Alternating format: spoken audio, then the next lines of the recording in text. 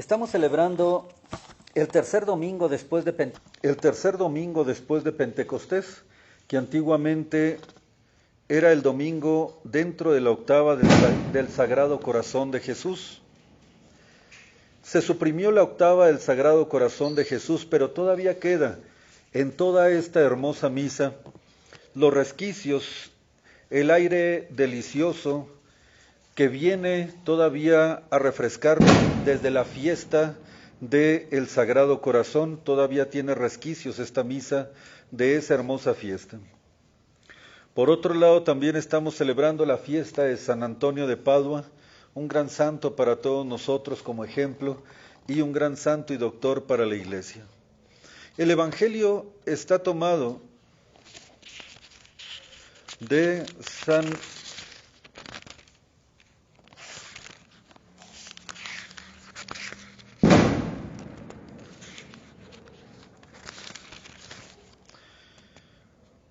San Lucas y nos dice: en aquel tiempo solían los publicanos y pecadores acercarse a Jesús para escucharle. Los fariseos y escribas murmuraban de eso, diciendo: mirad cómo come con los pecadores y con los publicanos. Entonces les propuso esta parábola a Jesús: ¿quién hay de ustedes que teniendo 100 ovejas y habiendo perdido una de ellas, no deja las 99 en el desierto y va en busca de la que se le perdió hasta encontrarla? Y en hallándola se la pone sobre los hombros muy gozoso. Llegando a su casa convoca a sus amigos y vecinos diciéndoles: regocíjense conmigo porque he hallado la oveja que había perdido. Pues así también les digo que habrá más fiesta en el cielo por un pecador que se arrepiente que por 99 justos que no necesitan penitencia. ¿O qué mujer teniendo 10 dracmas, si pierde una, no enciende la luz y barre bien la casa y lo registra todo hasta dar con ella? Y en hallándola convoca a sus amigas y vecinas diciéndoles: alégrense conmigo que ya he hallado la dracma que había perdido. Así también les digo que harán gran fiesta los ángeles de Dios por un pecador que haga penitencia. En el nombre del Padre, y del Hijo, y del Espíritu Santo. Amén. Pueden sentarse. Dios nos hizo a su imagen y semejanza, y muchos de nosotros no entendemos lo que esto significa.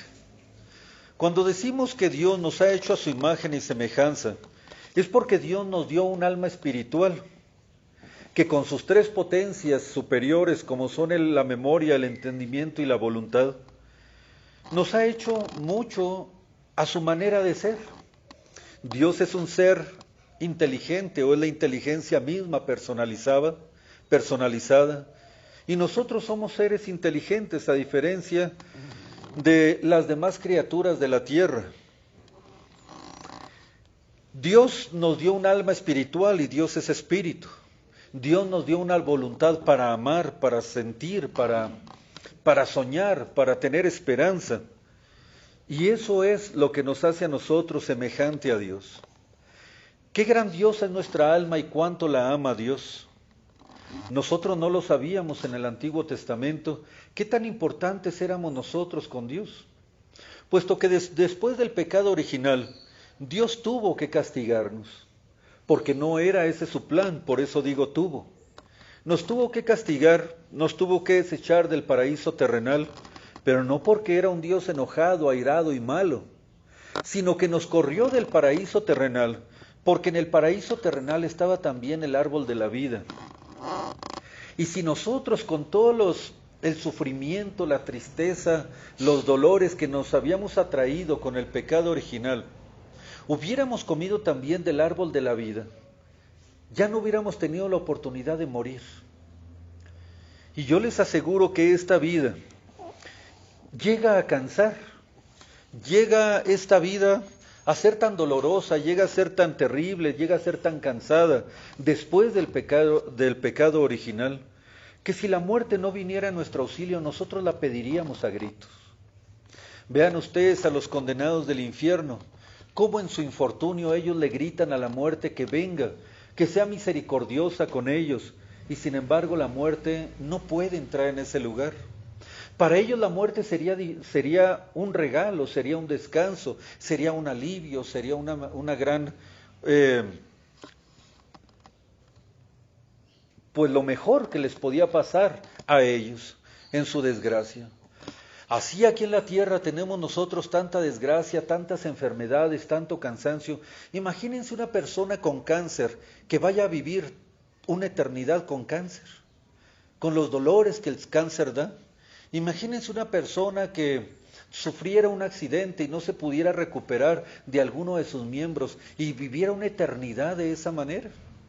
Por eso Dios en su misericordia nos sacó del paraíso para que en la tentación no fuéramos nosotros a comer del otro árbol que estaba del otro lado del paraíso, que era el árbol de la vida.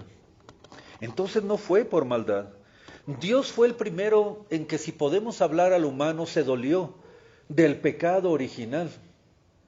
Porque nosotros, al atraernos todos esos males, y Dios tanto amándonos, se dolió por nosotros, sufrió por nosotros, se preocupó por nosotros, de tal suerte que envió a su Salvador. Y Él, el Hijo de Dios, fue el que nos demostró a nosotros cuánto vale un alma, cuánto vale la vida, cuánto valemos nosotros para Él. A veces nosotros no valemos gran cosa para otros seres humanos. Hay lugares en los cuales la vida no tiene ningún valor. Se quita la vida como se da la vida, se tienen hijos como se aborta, como se asesina, como se destruyen vidas. Podemos no ser tan importantes inclusive para nuestros propios familiares. Pero eso es lo que menos nos debe de importar. Si nosotros sentimos el amor de Dios y si estamos totalmente ciertos de lo que les digo, que Dios nos hizo y nos demostró hasta qué punto nos ama a cada uno de nosotros, entonces ya no hay problema de desamor, entonces ya no hay problema de soledad, entonces ya no hay problema de que alguien no me quiera, porque el que debe de quererme, el que me importa que me quiera, el que verdaderamente me hace bien que me quiera, y es toda la razón de mi existencia que me quiera, es Dios. Y eso a mí no tengo ninguna duda, inclusive siendo tan pecador como soy. Dios me ama con todo el corazón. A veces inclusive los que somos pecadores y somos tan consentidos por Dios, más parece que nosotros cometemos gran cantidad de pecados o más cantidad de pecados cuanto Dios se afana en demostrarnos más su misericordia. Nuestra alma es grandiosa, queridos fieles, y vale la sangre de todo un Dios. Nuestra alma es muy hermosa. Yo traigo algo muy hermoso revestido de este recipiente de barro feo, frágil, destructivo, a veces pecaminoso, a veces afeado por todos los pecados, pero dentro de mí tengo algo tan hermoso que lo hizo bajar a Dios, desde su trono donde era adorado, bendecido por todos los ángeles, donde todos los días le cantan, lo bendicen y le dicen 3 veces santo, donde le echan inciensos de suaves aromas y les cantan canciones de las más hermosas que ni siquiera aquí en la tierra se han escuchado algún día. Dios vio algo en cada uno de nosotros, algo hermoso, algo grande, algo valiosísimo, que decidió bajar del cielo y venir aquí a la tierra, ¿a qué? A sufrir hasta lo indecible por salvar mi alma. Entonces mi pregunta es esta: ¿por qué? ¿Por qué? ¿Algún valor tengo que tener yo que Dios haya hecho hasta cosas tan que no se le pediría ni siquiera a nadie por mí? Eso me hace sentir amado, eso me hace sentir importante, eso me hace sentir querido por Dios. Y una persona que no sienta esto es porque simplemente no tiene fe. Una persona que se sienta sola no tiene fe. Una persona que se sienta llena de desamor es porque no tiene fe.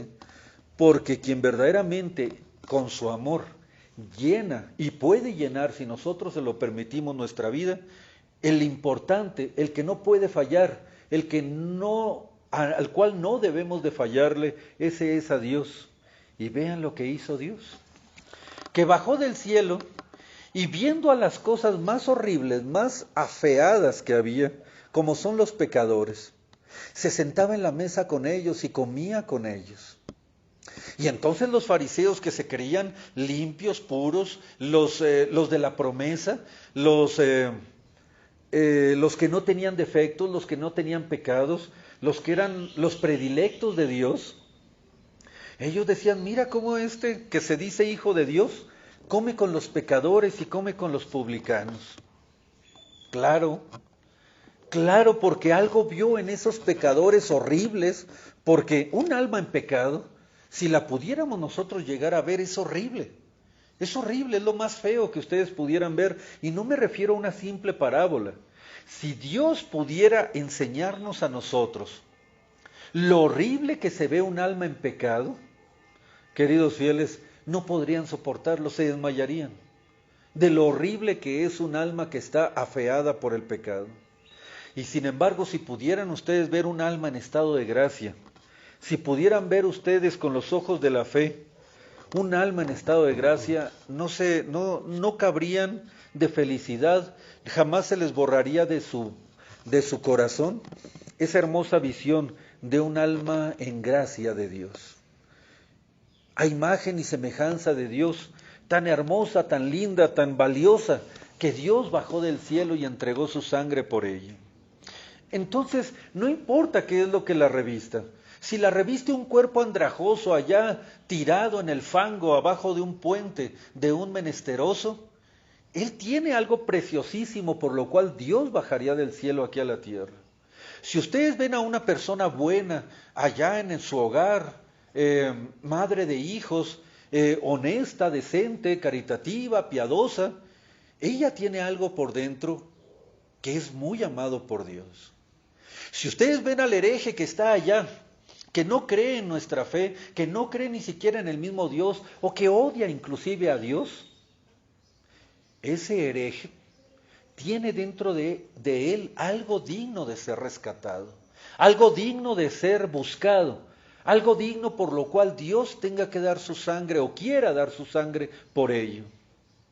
Si ustedes ven a aquel otro horrible pecador, aquella persona a la cual que les hizo a ustedes un gran daño, que les hizo, es un alma fea, es un alma con malas inclinaciones, envidiosa, peleonera, vengativa, todos los defectos que les hizo a ustedes daño, esa alma tiene algo muy hermoso dentro de ella que merece ser salvado. Entonces vino Dios y se sentó con los pecadores. ¿Por qué creen ustedes que esto pasó? Porque Dios sí sabe y no juzga como nosotros, que verdaderamente dentro de cada ser humano hay algo que merece, que es digno de ser salvado, que es digno de ser llevado al cielo, que es digno de que se le tenga en cuenta, de que se le cuide, de que se le ame, que se le entregue toda su sangre, que se le entregue todo el trabajo necesario para poderla salvar. Este es nuestro Dios. Y por eso los fariseos, que no entendieron lo que es el amor de Cristo, lo que es el amor del Sagrado Corazón por las almas, lo criticaron y le dijeron, ¿cómo puede ser posible que que se dice hijo de Dios, coma con publicanos y pecadores? Debería de comer con nosotros, que somos puros, limpios, que somos los merecedores de las promesas, que somos nosotros los guías del pueblo. Ellos no entendieron que el sano no merece un doctor, que el que está sucio no necesita ser lavado, ser limpio. Él vino para limpiar lo que estaba sucio, para enderezar lo que estaba torcido, para curar lo que estaba enfermo, para sanar lo que estaba enfermo. Queridos fieles, a eso vino. Por eso nuestro Señor no es porque le gustara el pecado del pecador, sino que veía en el pecador un alma a la cual salvar. Y está tan enamorada Dios de nuestra alma, que Él nos espera. Imagínense ustedes todos los pecados que hemos cometido, y sin embargo Dios no nos ha mandado al infierno, sino que espera con ansias y con mucho cariño el que nosotros nos arrepintamos y nos salvemos. Y por eso hace Dios, además de todo lo que hizo en su vida mortal, Dios hasta la fecha, díganme si no, hace hasta lo imposible porque ustedes se acerquen a Él, se confiesen, comulguen, y a pesar de que a veces nos hemos portado tan mal con Dios, Dios se porta tan bien con nosotros, que si nosotros verdaderamente no conocemos lo que Dios hace diariamente por nosotros, somos verdaderamente unos ingratos, unos totalmente ciegos e ingratos, como lo eran los fariseos que lo criticaron por comer con pecadores. Allí no paró. Dios se tenía que ir al cielo y por eso fundó a la Iglesia Católica. Fundó el sacerdocio, que a palabras del santo cura de Ars, el sacerdote es el corazón de Jesús, es el amor del corazón de Jesús.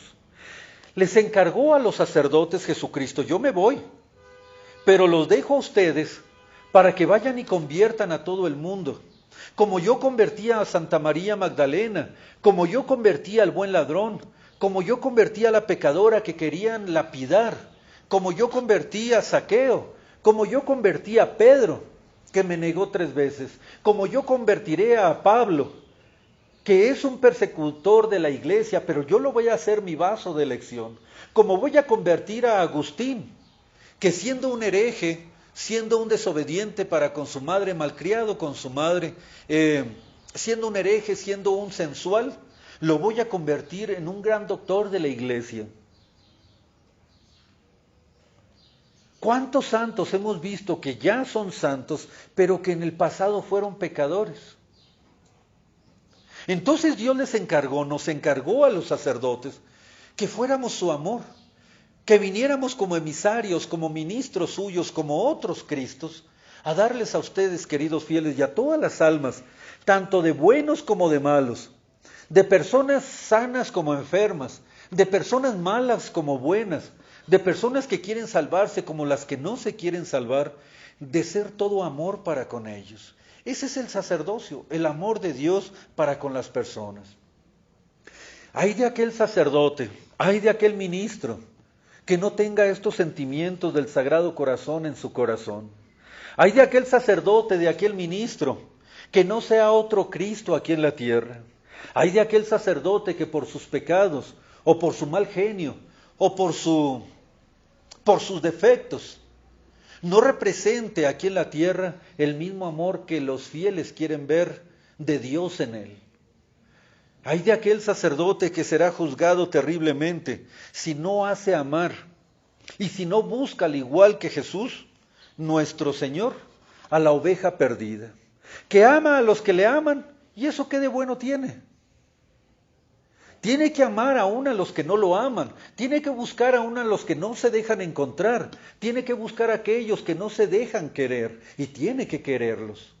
Aún aquellos que le hayan hecho daño, aún aquellos que lo estén azotando, con sus críticas, con sus malas habladas, con lo que sea, este sacerdote los tiene que amar y tiene que buscar su salvación.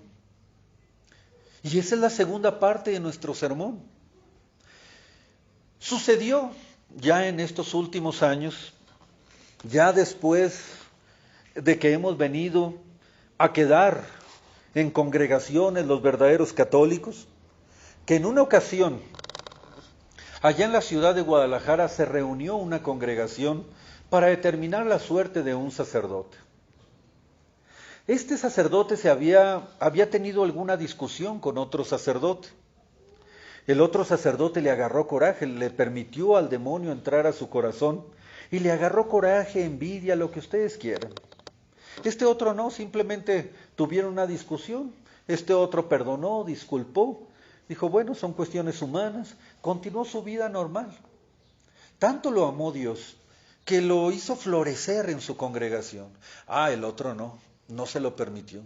Al igual que Judas en aquel entonces, permitió que el demonio entrara en su corazón y le empezó a agarrar envidia a este sacerdote. Empezó a murmurar de él, empezó a hablar mal de él, no solamente con sus compañeros, sino también con los superiores. De tal suerte que el pobre sacerdote fue llamado varias veces a ser reclamado y regañado por sus superiores, por las malas dichos de que algunos de sus compañeros decían de él. Llegó hasta tal grado de que el sacerdote fue expulsado. Fue expulsado. No le importó a su obispo el qué iba a hacer del sacerdote en el futuro. Iba a colgar la sotana, seguramente. Se iba a ir con su familia causando tristeza y escándalo al ya no poder oficiar, ya no poder celebrar. Iba a causar tristeza a sus familiares, una gran tristeza en su corazón, cuando el sacerdote les diga, pues ya no estoy en mi congregación, ya me corrió mi obispo. No les importó. La malicia había triunfado. La malicia había triunfado. Se decían cosas tan horribles de él. Y el otro, el que había cobrado venganza, estaba pero feliz con lo que había hecho. Imagínense ustedes qué clase de sacerdote era ese. Llegó el año y todos los años esa congregación se reúne una vez al año para tener su retiro espiritual, para ver lo que es propio de la congregación. Y empezaron a hablar del sacerdote expulsado. Y por supuesto, el que le tenía envidia, coraje, empezó a decir, pues qué bueno que lo corrimos, porque era esto y aquello, y muchos lo secundaron. Después de que casi se lo acabaron a ese sacerdote que habían expulsado injustamente, uno de ellos, un buen sacerdote, había estado callado mucho tiempo. De repente se levantó y les dijo, padres, todo lo que ustedes hablan de ese sacerdote a mí no me consta. Siempre vi en él a un buen sacerdote, un buen ministro de Dios. Y más creo que lo que están hablando ustedes lo hablan por coraje, por envidia o porque el demonio se lo sugiere. Pero a mí no me consta. Sin embargo, les voy a dar por su lado. Supongamos que verdaderamente ese sacerdote sea un pecador, ese sacerdote sea todo lo que ustedes dicen. Supongamos que así sea cierto. ¿Cuál es nuestro oficio como sacerdote? ¿Qué creen que era usted? ¿Ustedes qué me dicen? ¿Cuál es el oficio de un sacerdote para un pecador? Ir por él, perdonarlo, levantarlo, regenerarlo. Y así les dijo el sacerdote. Pero padres, ustedes están diciendo que es un pecador. Muy bien, supongamos que así sea. ¿Acaso no es nuestro oficio como sacerdotes ir por él, convencerlo de que está en pecado, regenerarlo en vez de correrlo y exponerlo a su condenación eterna? Ir por él, convencerlo, hacer que haga un retiro espiritual, que se regenere y que salga. ¿Cómo vamos a desechar a un sacerdote? ¿Cómo vamos a correr a un sacerdote, ministro de Dios, que sabemos nosotros que en el mundo se va a condenar al vivir como un simple laico? Es nuestra obligación, les dijo ese sacerdote, ir por él. Se deje o no se deje, tratar de convencerlo de ser un buen ministro de Dios, si es verdad lo que ustedes dicen o no es cierto. O ustedes ya lo van a desechar, lo van a correr conculcando y destruyendo su oficio de pastores. Miren, todos se quedaron callados. Simplemente no lo querían, aquel otro sacerdote. Y estaban fallando su oficio de pastores. No fueron por él, pero se quedaron callados con un remordimiento, habiéndoles dicho un compañero de ellos la verdad, y nunca más fueron por él. Gracias a Dios aquel otro sacerdote fue rescatado por Dios, porque Dios nunca abandona a los que les aman. Y se introdujo en otra congregación y floreció, porque los buenos siempre florecen por parte de Dios, porque Dios los ama.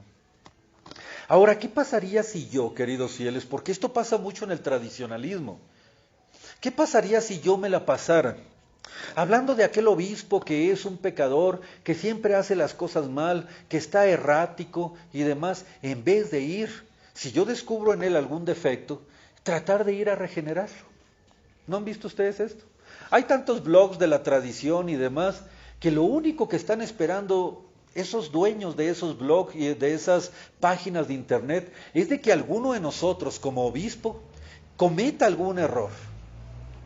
O algún sacerdote cometa algún error. ¿Y qué hacen esos famosos que se dicen católicos de la tradición?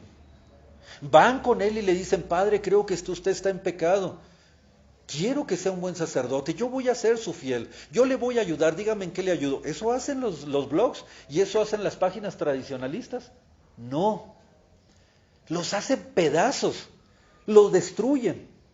Y para ellos ya cometió un error, ya es un mal sacerdote, ya es un mal obispo, ya está desechado de Dios, es más, ya está condenado, ni católico es. Y así lo tachan. Y desde entonces lo tachan, escandalizando a muchas otras personas, hablando mal de los sacerdotes. Mi pregunta es esta: ¿esa gente es católica? ¿Se creen fariseos? Porque son unos fariseos completos. ¿Los fariseos cumplían con la ley de Dios? Supongamos que sí. Y supongamos que esos blogueros, y supongamos que esas páginas que se dicen católicas tradicionales, y esas congregaciones que se la pasan mirando en otras congregaciones, a ver en qué se equivoca aquel sacerdote, a ver en qué se equivoca aquel fiel, para inmediatamente sacarlo a luz. Lo sacan a luz escandalizando a muchas familias, a muchas personas, haciendo perder la fe en la mayoría de las personas. Si verdaderamente somos católicos y nos enteramos nosotros como sacerdotes, como presidentes o directores de una congregación, de una orden religiosa nueva, lo que ustedes quieran, un obispo como un servidor, debo de ver yo que si aquel obispo se está equivocando, con cariño, con amor, tratar de corregirlo y decirle: Monseñor, está usted mal. Esa doctrina que está enseñando no es correcta, mire, con cariño, con comprensión, con humildad, con caridad, decirle en qué se está equivocando. Ya si no quiere, bueno, me alejo de él, pero me alejo como se alejaría Dios de un pecador. ¿Cómo se aleja Dios de un pecador que ya no lo quiere seguir a Dios? Que ya no, el pecador ya rechaza completamente a Dios. Se aleja con pesar. Se aleja con pesar, y aún así Dios va a estar esperando cualquier señal de que el pecador se arrepienta para volverse a acercar inmediatamente. Mientras tengamos vida, tenemos la esperanza de salvación. Así deberíamos de ser nosotros con todos los católicos, con hermanos y no hermanos, con los correctos y los incorrectos, con los que se equivocan como los que no se equivocan. Hablarles con cariño, con la firmeza de nuestra fe, pero siempre amasada con la caridad. Que la fe sin caridad de nada sirve. Una fe sin caridad no los va a salvar, ¿o sí? Una persona que tenga la doctrina más pura, más limpia, más intacta, más sin tacha, ¿por el puro hecho se va a salvar?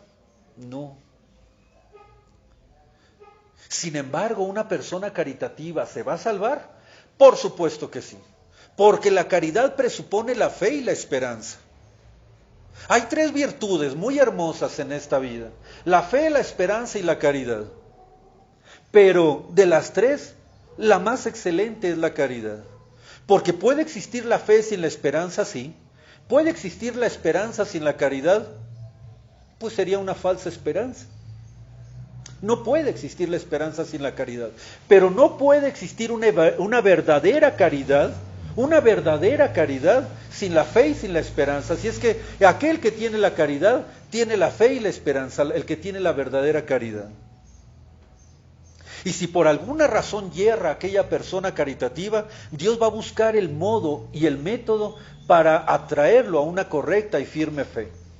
Así es que, queridos fieles, esta segunda parte, ya vimos cómo es Dios para con los pecadores, y moriría por aquel como por aquel, sea bueno, sea malo, por ambos moriría para salvarlos. La pregunta es: ¿cómo somos nosotros para juzgar a los demás? Que se equivocó tu esposo, que se equivocó tu esposa, que se equivocó tu hermano, que se equivocó tu vecino. ¿Por qué no perdonar?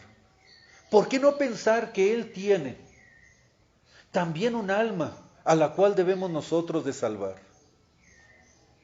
Y tenemos nosotros que pedir por él y rezar por él y tener sentimientos de desearle el bien. Y el mejor bien que le podemos desear a un alma es su salvación eterna. Así es que hablo yo a las congregaciones, hablo a los obispos, hablo a los sacerdotes principalmente en esta segunda parte. No, están totalmente equivocados y se creen que tienen la fe correcta, la fe verdadera, pero no practican la caridad. Están totalmente errados, están totalmente equivocados si teniendo la fe verdadera no se la transmiten no solamente a sus fieles, sino a aquellos otros que quieren ser católicos o pretenden ser católicos o erradamente creen que están católicos. La predicación de un obispo, la predicación de un sacerdote debe traspasar a su capilla, debe de traspasar a los fieles que lo siguen. Tiene que buscar en los demás fieles y en los infieles, en los herejes, en los equivocados, en los sinceramente errados, en los maliciosamente errados.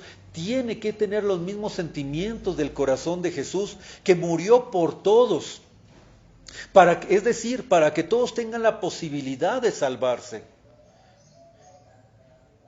Yo debo de buscar en las demás congregaciones, aun si están erradas, algún resquicio de salvación, alguna posibilidad de enmienda, alguna posibilidad de enderezar su camino hacia Dios. ¿Se dicen católicos? ¿No los voy a dejar solos? Dios me encomendó como sacerdote y obispo la predicación de la verdad, el llevar el cariño y el amor de Dios a los errados y a los no errados, a los buenos y a los malos, sobre todo a los malos, sobre todo a los malos.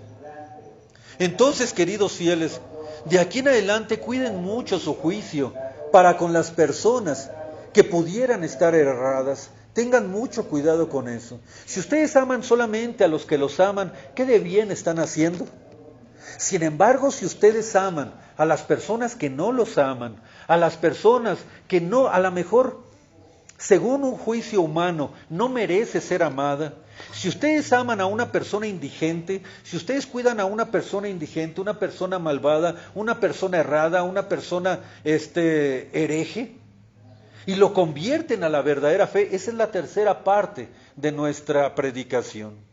Ahora ya no hablo de los sacerdotes, hablo de ustedes como fieles. Que si ustedes llegan a juzgar según el corazón de Jesús a las demás personas, van a poder salvar muchas almas, no solamente la suya. Si ustedes descubren en una persona a un pecador y lo juzgan, pues entonces de nada sirve. Sin embargo, si ustedes a una persona que está errática la vuelven al buen camino, su alma está salvada. Entonces, queridos fieles, si ven a uno que es pecador, no lo juzguen como que ya es un pecador, ya está condenado. Preocúpense por él, ocúpense de él, tengan compasión de él, hagan oración por él, tengan la caridad de ayudarlo a salir de su horror. Eso es ser católico. No importa si yo tuviera la verdadera fe y no me hubiera equivocado en nada, si no tengo caridad para con el prójimo, si no juzgo con cariño a nuestro prójimo, entonces de nada sirve mi fe, de nada sirve mi fe. Una fe que no está amasada con caridad, sirve solamente para la propia condenación de la persona que la tiene. Así es que, queridos fieles, ¿por qué Cristo comía con los publicanos y con los pecadores?